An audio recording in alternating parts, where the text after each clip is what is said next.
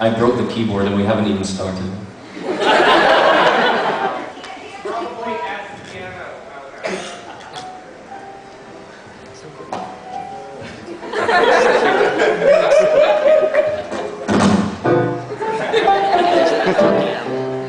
Did you get those cables from Dollar General?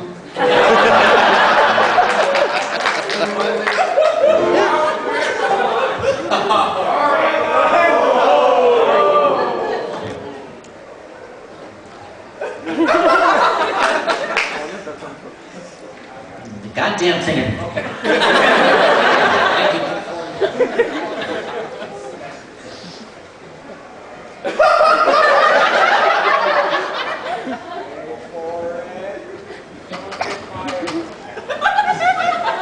One job.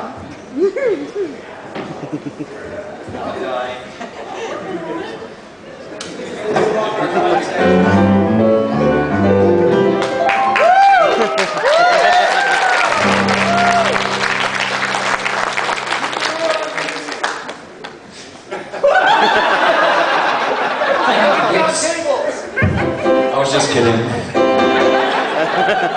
The volume control. Fox, some more, ladies and gentlemen.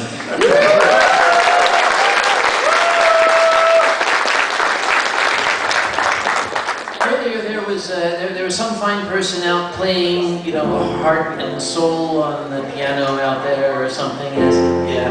And someone said to me, they said, "Is that Fox Moore?" And I said, "No. You'll know Fox Moore. There'll be like piano smoke rolling across the ceiling when Fox Moore is playing. So maybe with the smoke." Smoke. I don't have my lighter. I can't Oh, all right. set anything on fire on this thing. What do I care? It's not my car. Yeah, hey yourself. It ain't my con. So as I said, that's Fox Moore. They call me Uncle Kage because I'm old. And basically what happens is I get up here and I make noises with my face while I drink this stuff, and this man pounds on the ivories with his fingers while he drinks that stuff. And basically, whichever the first of us is that pukes loses. Now, he's a... Give me a second here, I got a problem.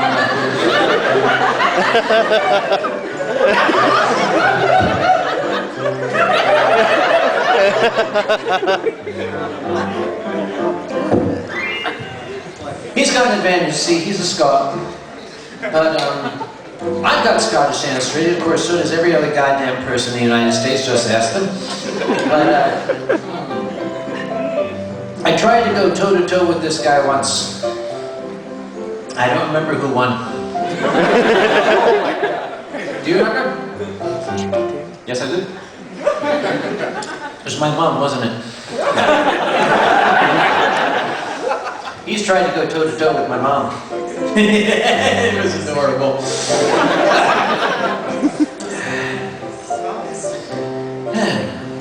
So what he does is he tickles the ivories there. It was like 2-3 years ago we discovered that this kind of works. I think it was Euroferns we did it It first. was Eurofront, something like that. We were drunk. Yeah, well, Germany. Yeah, we and all of Germany were drunk, which is sort of like saying we were breathing oxygen. I guess. That's what happens in Germany. How they won or didn't win the war is beyond me. But anyway, I don't want that. Those guys probably leaving in it. No, don't start this shit yet. So basically, that's for later. So basically, I get up here and I talk about stuff that's happened to me. And stuff does happen to me. Fox knows generally the stuff that happens to me because I usually call him up and say, Fox, horrible things happen to me. And he says, over there, tell me about it while he's writing musical notes down. And you ready for it? Suffering is such a great inspiration. Yes, that's any artist. But there's one thing he did not witness.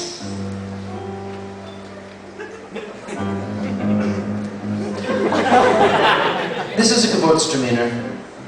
I'll suffer Geburtstraminer. This is a Riesling. This is a Riesling. This is a Riesling. This is a Guinness, that's his. But the rest are Rieslings. I'm a Riesling man. I like Rieslings. As a matter of fact, if you were to get a bottle of Riesling and hold it 30 feet away and put your hand on the label and open it and just show me the bottle with your hand covering the label, I could tell you what the label is, what the vineyard is, where the grapes were grown, and what the year is, which is pathetic if you ask me. But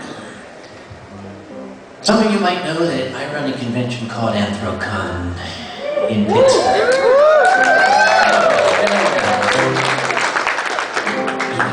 Running Anthrocon is something of a trial. Ain't that the truth? You know how you can tell? You see this? I'm 24 years old. That's what it does here. I had to drive all the way from North Carolina in a rented van. That almost didn't work. Because I rented a van last year, a nice cargo van. I called up the van rental place. I said, I'd like to rent a van. You're going to rent a van to me? They said, yes, sir, we'll rent you a van. I'm going to load all my stuff in there. I'm going to drive ourselves up to Pittsburgh with all the stuff, aren't we? Yay! So, this year I called them up and said, I would like to rent a cargo van. And they said, sure. So, I had a colleague drive me to the van rental place. We got to the van rental place, and the colleague pulled up, and I looked in the parking lot, and I'm sorry, the car park, they call it. They call them car parks over there. And I didn't see what I was looking for. I'm like, there's my van. Shouldn't there be a van here? Should be a giant van that says, this belongs to Kage. And I went inside and I said, excuse me, I've got a cargo van. I don't see it outside. They said, oh yes, we have it. Ah, okay. So I called out to my colleague. Yes, you can go. Thank you. So they said, okay, where's my van? And they said, it's outside.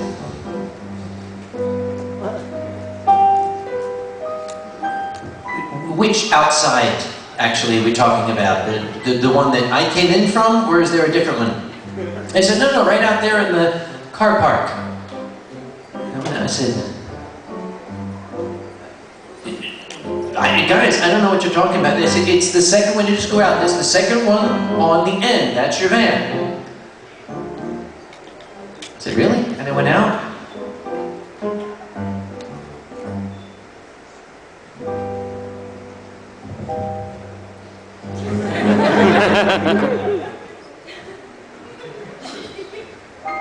I said, no.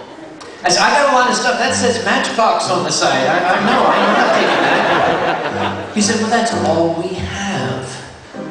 I said, you got an entire parking lot full of trucks. He said, well, those are trucks. They'll cost you more. Now, remember, I said I got Scottish ancestry. Oh, no, we can't have more cost right now. So I said, all right, give me the van. Maybe, I can like take the stuff that's in a sturdy box and I'll ship it. And I'll just put everything else in the back of the van. Yes, that'll work, that's a plan, we have a plan. Halfway home, I kept looking in the back and thinking, this is not a good plan. Because I reached back over my shoulder and I could feel the back doors of the van.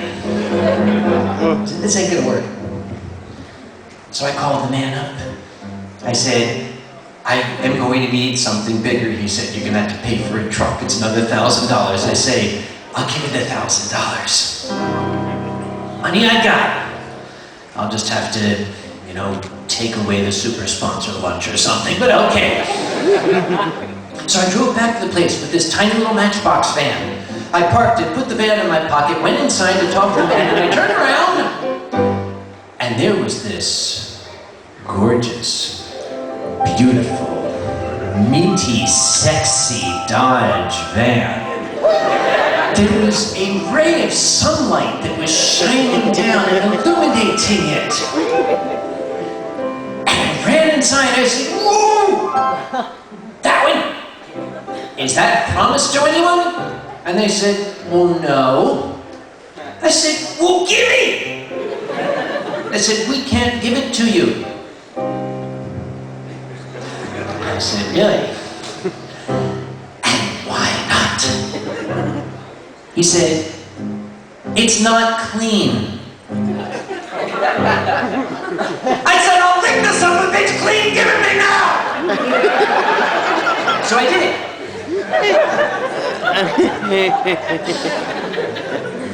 We loaded that van up. We, myself and one other volunteer, almost 3 tons of equipment, and I'm an old man. We loaded it up and we drove the 9 hours across the state of West Virginia and up into Pennsylvania and into Pittsburgh.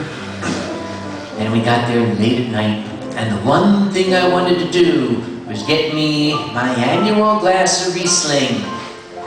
Anybody who's been to Anthrocon knows we had the original fish market 5-star restaurant. Well, the fish market's gone, I'm sad to report.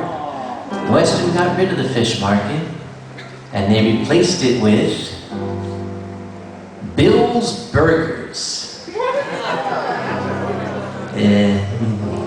Yeah. You see, the original fish market had a wine list that went from here on. Bill's Burgers had a wine paragraph. But the first entry was a magnificent German Riesling, Mosel Valley. The Mosel Valley makes the greatest Riesling grapes. That's what I wanted. That's what I was here for. I waited an entire year for this. So I called the waitron over and I said, I want this. And with a big smile, he said, oh, we're out of that. We're not going to have any of that for another week. And I kind of, you ever seen a cat get pissed off, does this in the back? I looked up at him. And my logistics crew was there, and without thinking, they just reached and grabbed the silverware and the pointy objects and slid them away from me.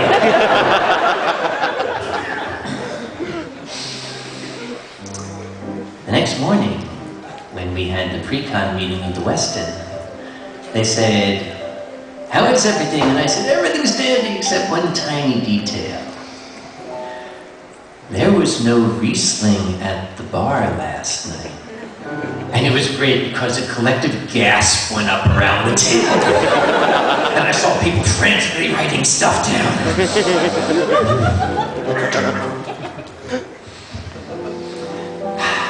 It wasn't from the Mosel Valley, but it sufficed.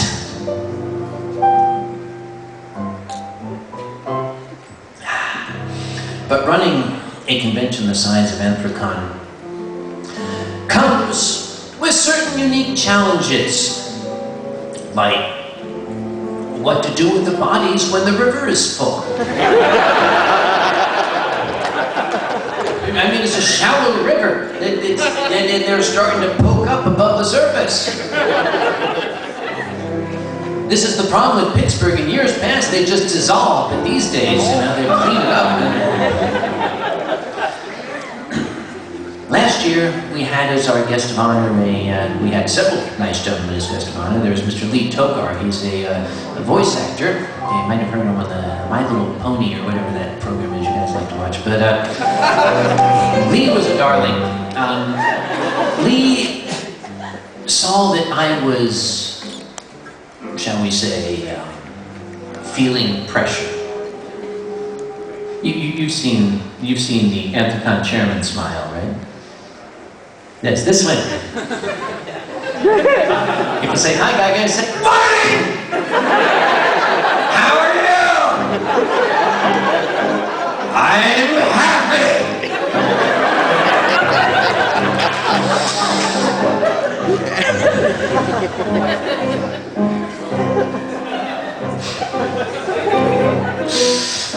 Lee saw that I was feeling a little pressure. So Lee came to me and he said, "Let me buy you a drink." I said, "Oh, please." So he took me across the street to the nice bar. And he bought me a drink. And he was saying such things as, you know, there, dear boy, you seem to be running a good convention, you should relax and all that. And the waitron came and gave me the glass.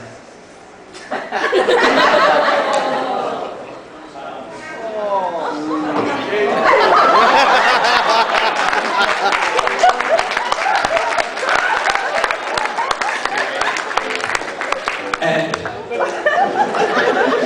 I'm sure it's the way we didn't plan that. It just, sometimes it just works.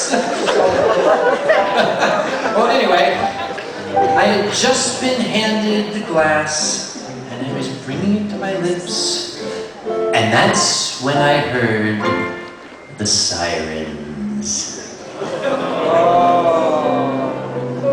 And I looked outside, and here came the local fire department. Ladder truck 2 rescue units pulled in front of my hotel, the Westin, and the men started getting out in their bunk gear and started unrolling hoses. And I looked at the wine. I looked at Lee painedly and I sighed. And I started across the street. I only recently found out, somebody told me there was traffic coming. I didn't see it. I just kind of walked out. Somebody told me the car hit me, but I don't remember.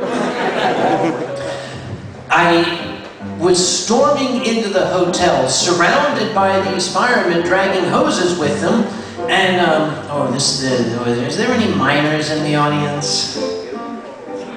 Well, there's no minors in the audience. We'll be safe, this is Megaplex. I stalked in and shouted, "Who the hell set my hotel on fire?" Okay, if the hotel burns down, yeah, they got sprinklers, I can handle that. But when the hotel fire alarm goes off, the elevators shoot down to the ground floor, they don't work anymore. Ooh. You can flay the skin from my body. You can insult my mother, but you do not dick with my elevators.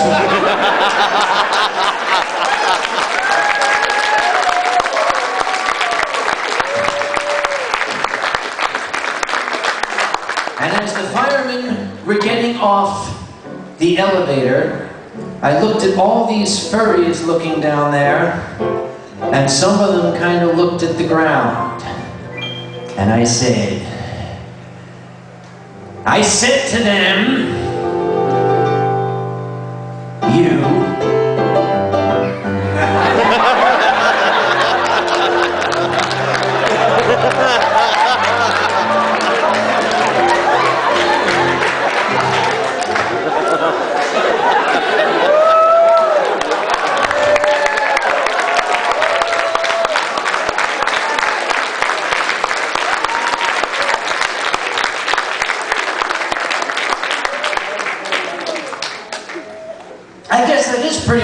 they said to me. The fireman said an alarm was triggered on the 9th floor. And I went up to the 9th floor. And the hotel manager met me there and told me that despite my dire warnings and my standards of conduct, someone had been vaping on the floor. I didn't make the rule up because I wanted to ruin your fun.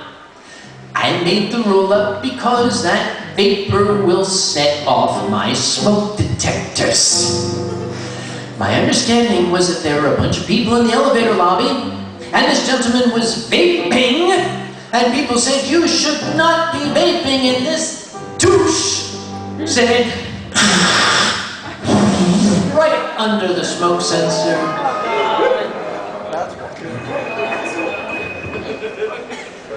When I got up there, some of the people were still there. Now again, I don't remember much. I can only go on what they tell me. Apparently I got out of the elevator looking like a Wild West gunslinger.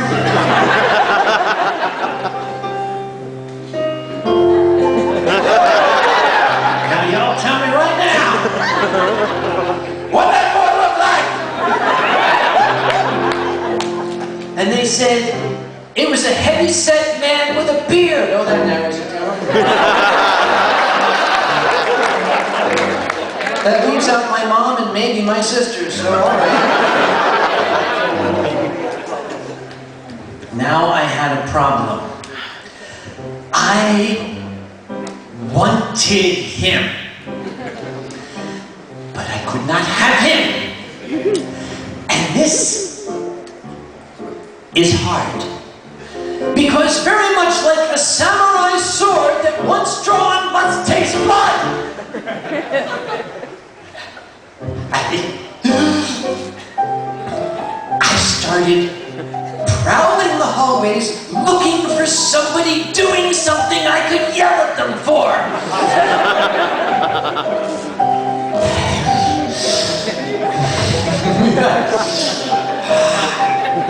Let's go this way.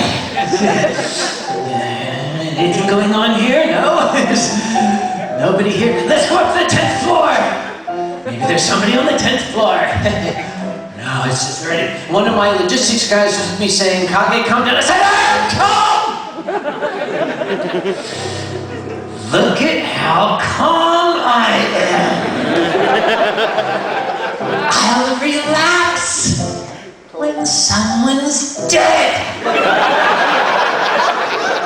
And he's following me as I'm going through the halls. I've got to find something. There must be something. Ooh. I hear a loud party.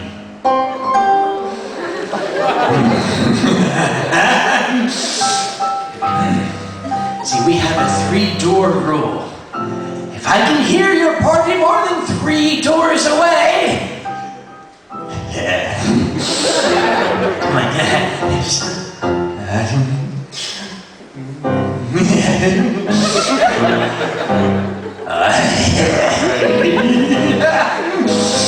Went back to the original door.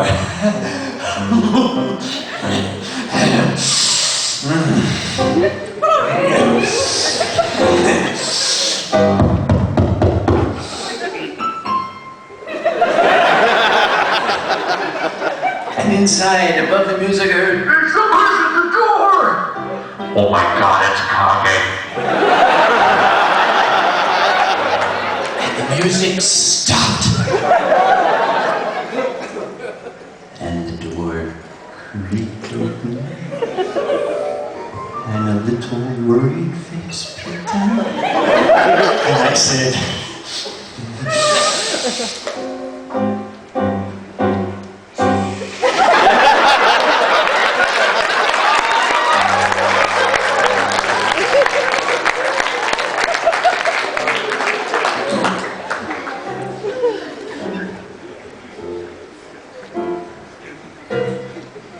and Talon said, "Are you done?" I said, "No." That wasn't enough. I need more. let's go to the 12th floor. I will find.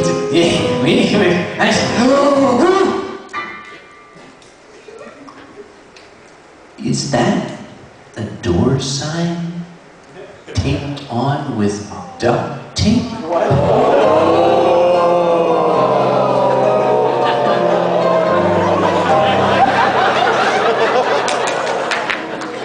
The sword tasted its blood.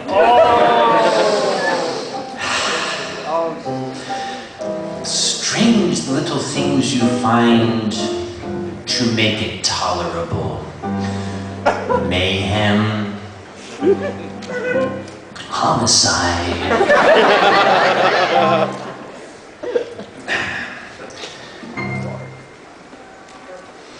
They need to build me another hotel so I can start putting them in the foundation.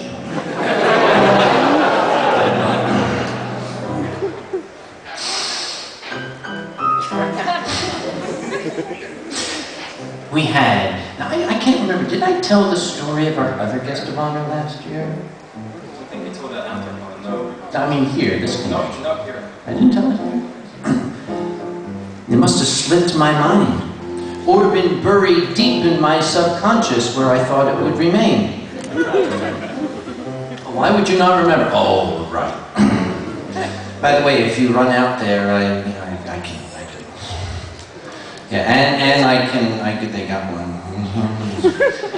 And they got one. Boy, you're making out like me here, dude. Wow. We had another guest, Mr. Jim Cummings, a voice actor of great renown. He's done everything. They call Jim Cummings the Mel Blanc of the 21st century. He does all of the Warner Brothers voices. We were very, very pleased, and Anthropon gave him as a guest. Now, Anthropon has a long-standing tradition. Our guests of honor are treated quite regally. We treat them like royalty. And these guys would know about that. But, so, we send limousines for them. We make sure that they are given all the amenities. The limousine that picked up Mr. Tokar apparently impressed him greatly. The limousine that picked up Mr. Cummings, not so much. You see, I give strict instructions to the limousine company. I want to be called on my phone 10 minutes out. When you're 10 minutes out, I want to know so I can greet my guests at the door like a proper host. Why do we do this? This is something I invented. Before I came along, the tradition was to pick up the guest of honor in what I call the fan with the van. You find the person who has any sort of vehicle, and you send them around to pick up the guest at the airport. I myself was a guest of honor many, many years ago at a furry convention in Florida, which will remain unnamed. And they sent the fan with the van. Literally. Very nice gentleman. Very, very swell chap. When we went outside, there was this really, really sweet-looking black Lincoln sedan, which we walked right past to the beaten-up 1978 Dodge van that said free candy on the side. Okay, I made that up, but I'm not making up the next thing. When I opened the door, there was no passenger seat. There was an orange Home Depot bucket turned upside down that I was obliged to kind of hang on to as we drove to the hotel. To go from the airport to this unnamed Florida furry convention many years ago.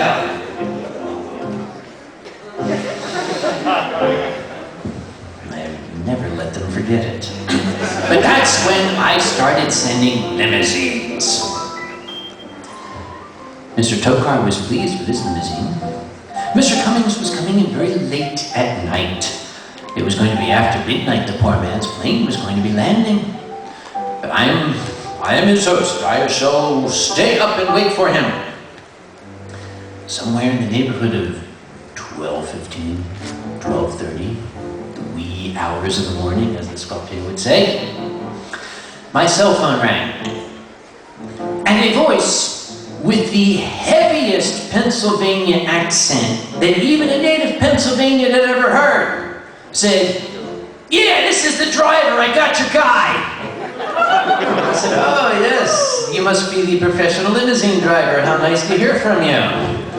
You will have him here in 10 minutes." He said, yeah, 10 minutes. About 40 minutes later, I was becoming worried. And that's when the phone rang again. And the same voice said, "Yeah, I think they gave me the wrong address." I said, "Dude, it's the convention center. Pittsburgh has only one. It's on the river. Just drive until the front tires are wet. And look for the floating bodies. You'll find it." He said, "What's the zip code?" 15222. "Oh yeah, that's the problem. You gave me the wrong zip code."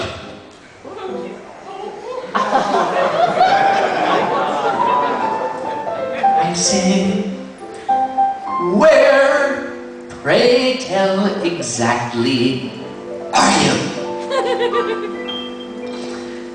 Now, folks who are not from Pittsburgh would not know this. Folks who are from Pittsburgh usually cry out in horror and their hands fly to their faces. There are two 1,000 Penn Avenues in the area. 1,000 Penn Avenue, Pittsburgh, is the beautiful, gleaming, on-the-river Westin Convention Center Hotel. 1,000 Penn Avenue in Wilkinsburg is a burned-out crack house in the middle of the ghetto. And if you don't believe me, look it up on Google Maps. 'Cause it is.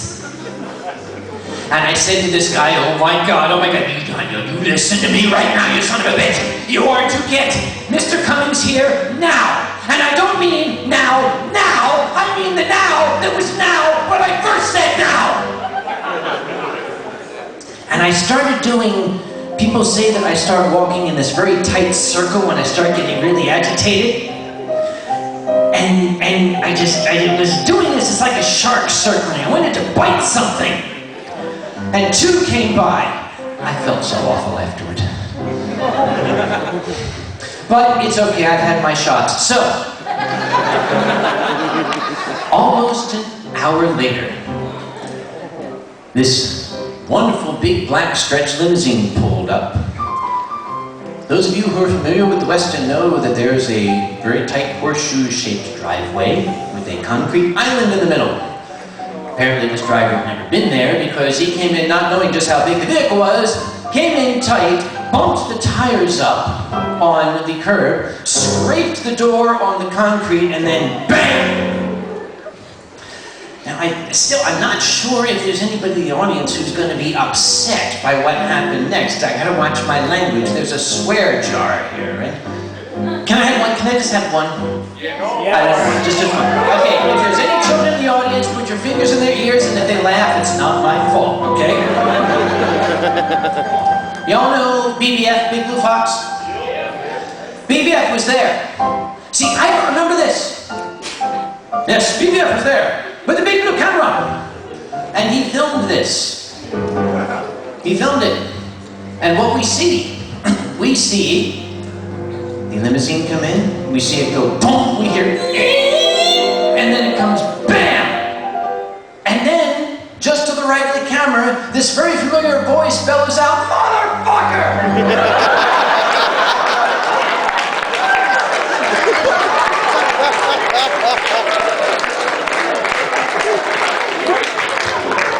I don't remember that.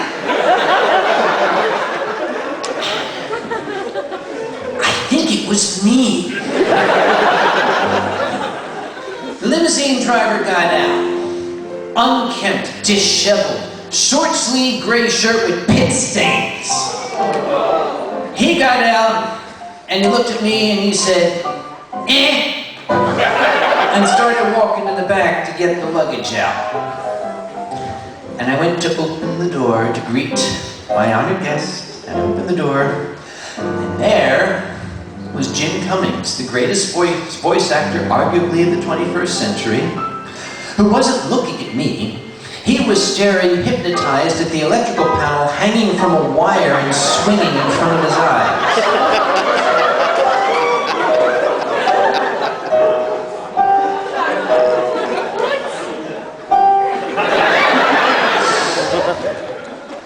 I stepped back. He came out of the trance and stepped down to the car. And I said, "Mr. Cummings, my name is Dr. Conway. I'm your host here. Welcome to Dr. Conway." "I'm sorry! I'm so sorry! Oh my God!" And he was very gracious. He just said, "I'd like to go to my room now." "Yes, sir. Anything you say, sir. Let me. Now, Jim was very gracious about it. The next day, he told me what else happened. It was very late at night. The poor man was tired, so he fell asleep in the back room. When he woke up, and this is Jim's words, I wasn't there. When he woke up, the limousine was parked under an iron bridge. And the limousine driver was saying, "This can't be right. This ain't the Westin. They ain't fooling me." And Jim leaned up. They got a little window there. He leaned up and said, "What gave it away?" "Where do you suppose the Westin is?" "Maybe it's behind that wino." That's when the limousine driver called me. And according to Jim, the limousine driver did not know how to work the GPS. So Jim had to take the GPS and from the back, get the directions and shout the directions through the little window to the limousine driver. "Okay, you're gonna come up to a light, the next intersection you're gonna turn right, okay?" Yeah, I got it. "Which way am I going again?" It was on the way home from Anthropon, as I was driving the vehicle back, that the cell phone rang, and I had my Bluetooth earpiece in, and I answered it, and it was Pittsburgh Transportation Group, from whom we get our limousine, saying, "Do you have any feedback for us?" I said, "Let me tell you a story." I told her the story. And then I nodded to my co-driver who got out his cell phone, and I said, "But I'll tell you what, because I'm driving right now and I can't pick up my phone, and like type anything, I'm going to have my co-driver email you a little video that a German guy shot."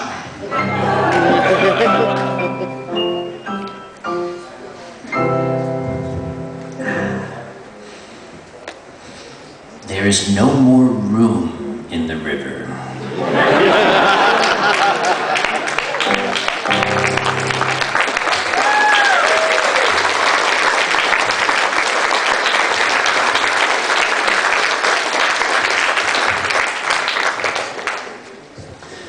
Now, many of you know that as an old guy who wears a tie all the time and at least attempts to keep up a professional appearance and who flies a lot,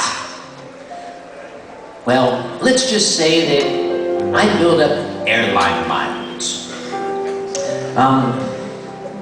Some people get the silver preferred card. Some people get the gold preferred card. I have the silver, gold, platinum, chairman suck my dick level card. Which for short I call the SMD card. So, they are frequently, you know, putting me up in first class and everything. But it gets me club memberships, it gets a lot of these amenities, which when I was a young, you know, Yankee liberal, I was like, yes, these are for awful rich fat people, you don't want that. And now when I'm a rich fat person, oh, I like it a lot, believe me.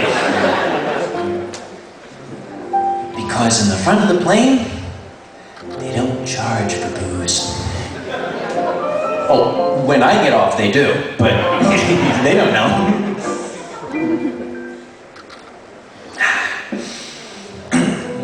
Recently, I was taking a journey from the city of Seattle back to my home in Raleigh. I was going to be going through Washington, D.C. or someplace hideous like that. And there's an early flight. I was going to get there before sunrise for a 7 o'clock flight, and I was going to fly home, end of trip. Had a first class seat, you know, so I'm not going to arrive sober. What do I care? I got to the airport, and I made my way to the gate. It was still reasonably early, 6:15 or so. And the first thing I noticed when I got to the gate was they had this big lit up sign that said, overbooked. Now that's not a concern for me. I just flashed the SMD card, and they do. Some of you got that. That'll be another second for the other guys who didn't, right? But it said, volunteers needed. Okay, let an experienced traveler give you a little bit of a lesson. There's a scam out there. They'll say, we'll give you a voucher for a free ticket. That sounds nice, doesn't it? It ain't nice. Because I did that once. It was coming down here to Orlando. We're looking for volunteers. We will give you a voucher for a free ticket. Well, I got places to go, I don't know. But then I learned that the overbooked seat was the father of a family of 4 who were on their way down to Orlando to visit the parks. Mom and 2 kids had seats, Dad didn't. I was like, okay, whatever the hell I'm going down there for is probably not as important as this. So I went up and I said, okay, I will give this gentleman my seat and I'll get the free ticket. So I did. I felt good. I get the free ticket. Then I went to use the free ticket. See, I plan my journeys for the entire year, and the ticket is good for a year. Where's the first place I want to go? Well, I can't use it internationally, so I can't go to Germany. But, okay, how about Seattle? Oh, no, that flight's blacked out. Oh, well, that's a shame. Okay, how about Chicago? Nope, no voucher seats available on that flight. Okay, San Jose? Nope, sorry, can't use that. I went through the entire year for 12 months. Every place I wanted to go, every flight I wanted to take, they wouldn't let me use the voucher. So I got mad. And I said, where can I use that voucher? The lady said, I don't understand. I said, yes you do, it's English. Maybe you don't. I'll explain it to you. I have a voucher. Tell me what flight I can use it on. And she said, well, where do you want to go? I said, I told you. I don't want to hear it. Just tell me where I can use the voucher before I need to get to that river again. And she went tappity, tappity, tappity, and she said, would you be willing to fly in April? I said, I will fly any damn time. Just tell me when and where I can use the voucher. She said, well, you could go to Greensboro, South Carolina in April. I said, do it! Book me a flight, 7 a.m., coming back at night. I'm not doing anything here. I'm just going to make you give me the damn voucher. I'm going to fly down there for free. I sat at the airport all day, but I made them give me the ticket. So it's a scam. What you want is you want them to give you that magic voucher that's good for cash. The one that says a certain amount of money off your next ticket. See, that you can use anywhere. No blackout dates on cash, at least not yet. So I saw this, looking for volunteers. So I went up to the front and I said, well, I've got all day. I don't have to be at work until tomorrow. What sort of volunteers are you looking for? And the lady said, someone like you. And I said, oh, I'm your only one. She said, yes. I said, oh, that sounds great. Sounds like you're desperate. So what are you offering? She said, we will put you on the next available flight and give you a $600 voucher. I'm like, what? $600? That is gonna cover my entire next plane fare that I wanted to get. That's gonna be a big one. I can use that $600. That $600 I'll not have in my pocket. That I can use the voucher. Sign me up. I'll do it right now. Just give it to me. And he said, well, we don't know if we're going to need you or not. I said, well, you sound like my first girlfriend, for Christ's sake. Do you need me or not? That's a long story. But anyway, she said, some other people might not show up. I said, oh, great. She said, just stand in the back, and if we need you, we will call you.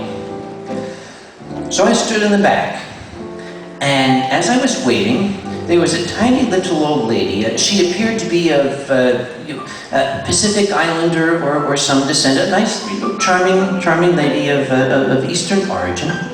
And she was toddling up, and she had a little ticket in her hand, and she was walking up to the counter. And then came a guy. I'm not going to tell you what his name was for obvious reasons. I shall pick the name McCallan, and that has nothing to do with you. We shall just say that his name was McCallan, all right?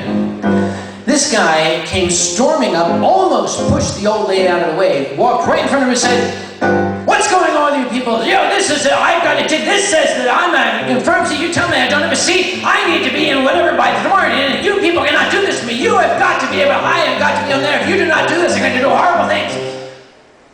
And I was watching this. And number one, I am the son of a Southern gentleman. Number two, I'd already had a little bit to drink that morning. Because it's an airport, that's what you do. So I looked at the little old lady who kind of stepping back, and I did this, and I said to the gentleman, I beg your pardon, sir, you just stepped in front of a lady. And he said, that's okay, I will have you know that I am a very important CEO of this. I thought, oh, that's okay, is it? And when he stormed off again, I put the little old lady, make sure nobody got in her way, and she talked to him. And when she went away, I went to the lady at the front and I said, ma'am, I know that I volunteered my seat, but is there any way to make sure that he doesn't get it? Because he's an asshole. And she said, sir, that's a little out of my control. I said, I know you cannot control the fact he's an asshole, but I don't want him to have my seat. And she said, we'll do our best, sir. We will do our best. Just, could you, I don't mean to be rude, sir. We're very busy. I said, I'm sorry. Just do your best, do your best. So I stepped back, and I watched two more people come up. And as the third was going up, here comes Mr. McCallan again. What is going on? How come I haven't been called? I need to be on this flight. It says confirmed. Does that say, look at that. That says confirmed ticket. If it says confirmed ticket, I should have a seat. And I was behind him saying, and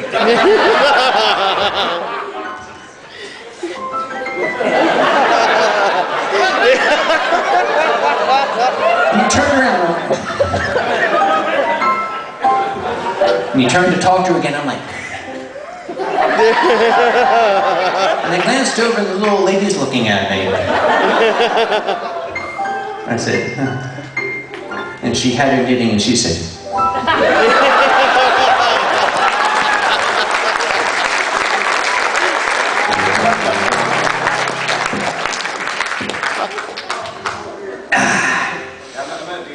oh, hang on. I am in emergency medical services. I can see to it. You're cured. That was easy. You make house calls. It depends. Are you cute? By the way, do not take any pictures of this man drinking Guinness with a straw. They will take away his Scotland license. Anyway, they started to board the plane. And I'm waiting in the back, and I heard them call Passenger McCallum. And here came my special friend, stalking up to the counter. It's about time, blah, blah, blah, blah. And the lady handed him his boarding pass, and I leaned over. They had given him my seat. He had my seat.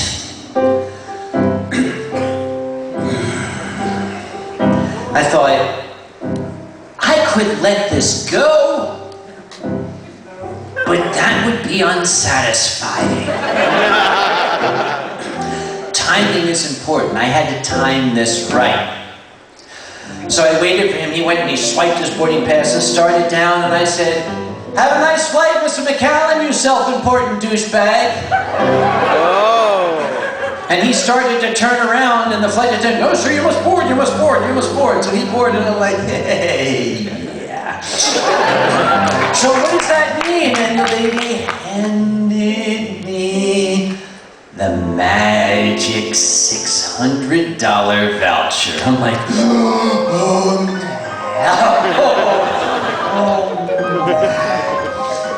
oh yeah, 600 bucks, I can use this. Next flight I book, just about free.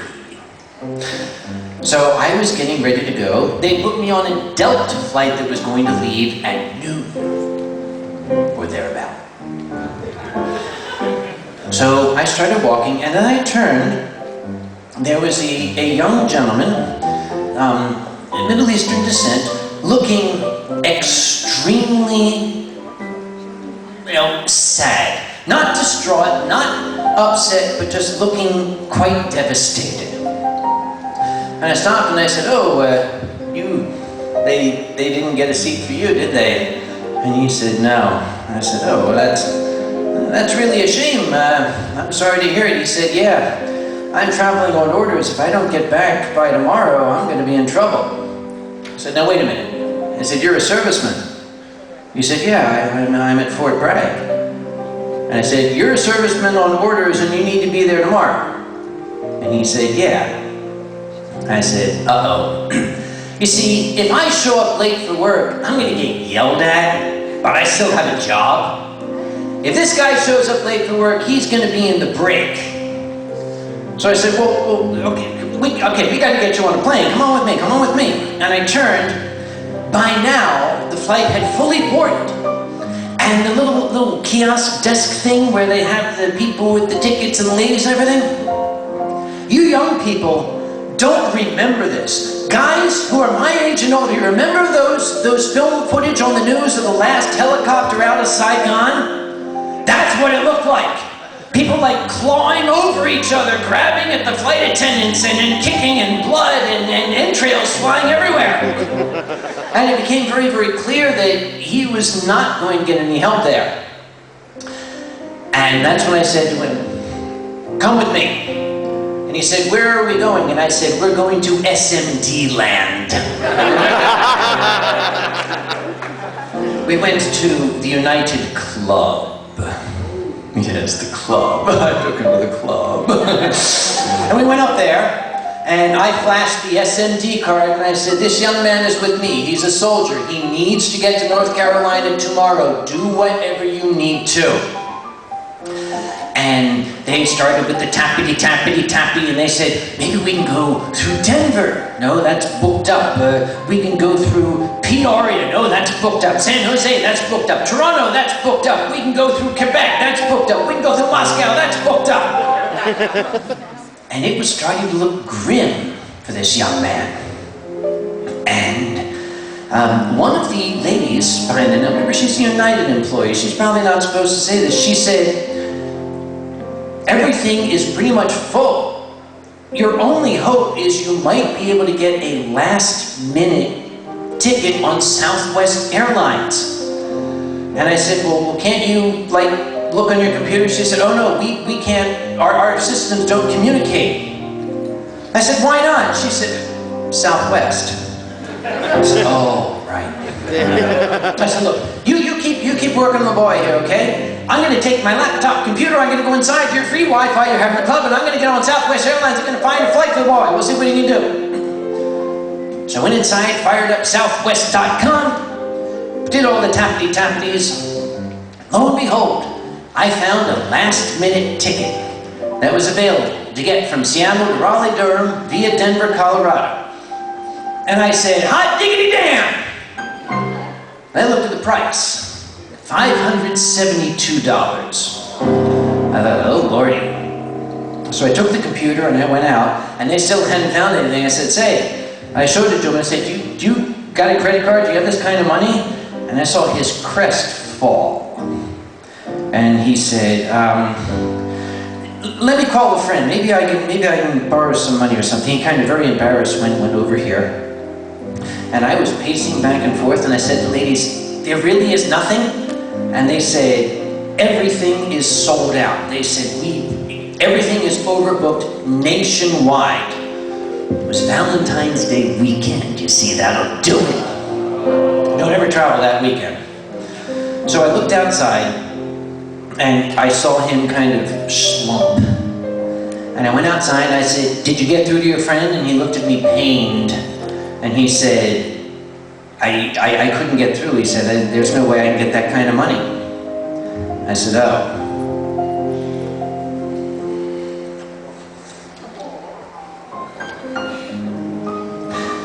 You know, I'm still $28 up on the deal. So I went in and I bought him the ticket on Southwest. And he was kind of astonished. I said, don't worry about it. Look, let's go inside, we'll get some coffee, and we'll put you on Southwest. I'm sorry, I really wouldn't do that to my worst enemy, but they don't have a first class. So we went inside, we got some coffee, and we were talking. Very nice young man of Egyptian birth, and he was, you know, happily serving with the U.S. Marines at Fort Bragg. And I started to realize, you know, I probably need to go get my boarding pass at the Delta ticket counter because I still got to get home. So I said, you enjoy the coffee and stuff here, I'm going to go get my boarding pass. Now, anybody who's ever been to SeaTac Airport, it's called SeaTac, that's a combination of Seattle and Tacoma. That's because the United terminal is in Seattle, the Delta terminal is in Tacoma. You've got to take like 3 buses, a taxi, and an ocean liner to get from one terminal to the other. So I set out on the trek, stopped for the night in a hotel, got some Sherpa guides the next day to take me to the Delta counter. Got to the Delta counter, and the lady went tappity, tappity, tappity. She said, oh, seems they had you on first class the whole way. And I said, you know what? Karma sometimes works. I said, all right, I like karma. And I started walking back with my Delta ticket. Here it is, my Delta ticket. I'm leaving at 10:30 p.m. Whoa, wait a minute, whoa, wait. That wasn't the deal. The deal was the next flight out. So I went trekking back to the Delta place and I said, excuse me, what's going on? She said, well, there's apparently heavy weather in Raleigh. Oh, really? I said, yeah, your earlier flight was canceled. I said, what do you mean by heavy weather? Is there like an inch of snow coming down? And she went, tappity, tappity, tappity, yeah. Well, that'll do it. You ever seen the pictures on the internet? That's my town. The pictures of like, there's a 1-inch snowfall and there's cars everywhere and one's upside down on fire. That's Raleigh. It's true. Right near my house. Anyway, I said, well, what am I going to do? She said, well, we're going to fly you out overnight. You'll pick up a plane in Atlanta. You'll still be able to get into work tomorrow morning early. I said, okay, but I said, oh, wait a minute. You telling me that Raleigh is having, or any flights getting into Raleigh? And she said, no. And I said, oh my God, my soldier friend, crap. I went tearing back as fast as the ocean liner could carry me back to the United Club. And when I got there, there's my friend, and he's on his cell phone looking very frantic. And he said, it's Southwest Airlines. They just canceled my flight. I said, give me that.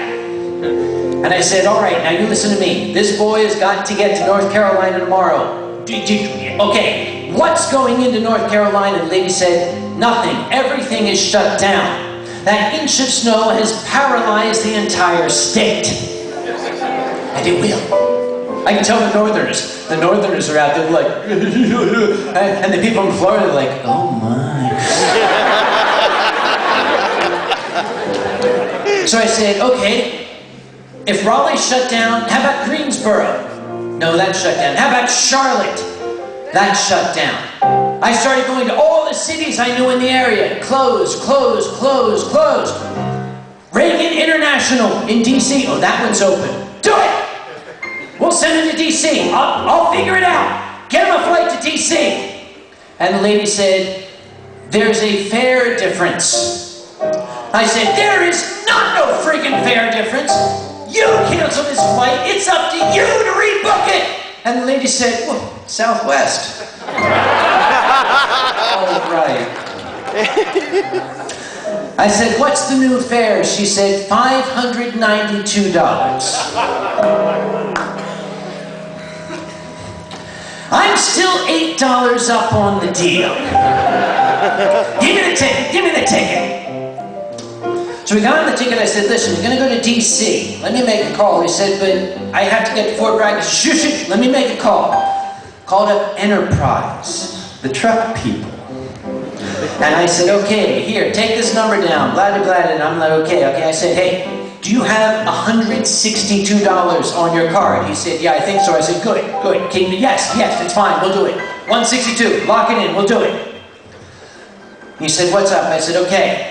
I got you a one-way car rental to go from Washington, D.C. to Fort Bragg. I used my corporate account for it. If anybody asks, your name is Sam Conway, you're the chairman of Anthropon, and you're a furry. Don't ask questions, just go.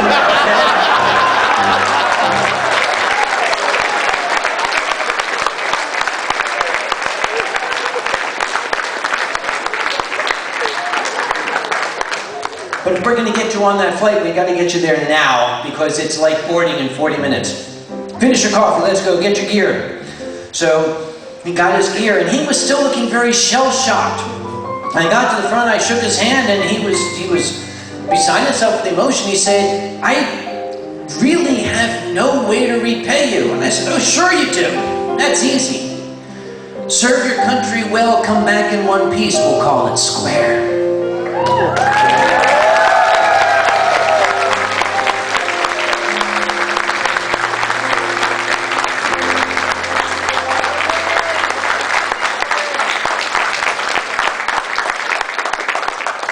We've been emailing back and forth, this young fellow and I. It's kind of cute because, you know, I had it all planned out, right? Everything's planned.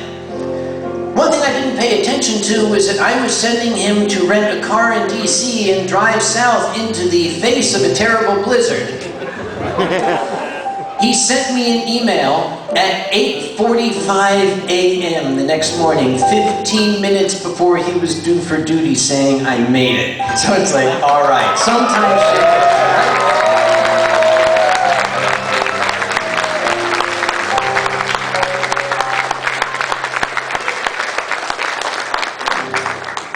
lot more I could tell you about, but they only give me an hour to do this, and I've already taken 6 minutes more. So as much as I would love to sit up here and like finish every one of these bottles, oh boy, would I love to. It's not going to be on this stage because I'm sure somebody else has stuff to do.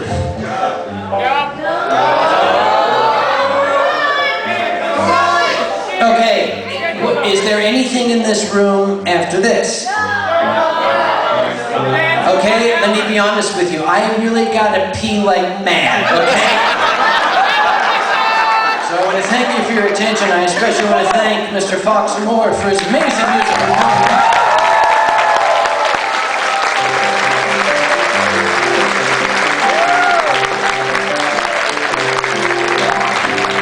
And do not forget, Sunday night, this gentleman is going to be up here with some of the most fantastic furry musicians in the world on the same stage. You do not want to miss the show Sunday evening. But in the interim, once again, I will thank you. Maybe somebody else can put those letters up so they'll actually stay. I'm going to take my bottles and go. Thank you once again.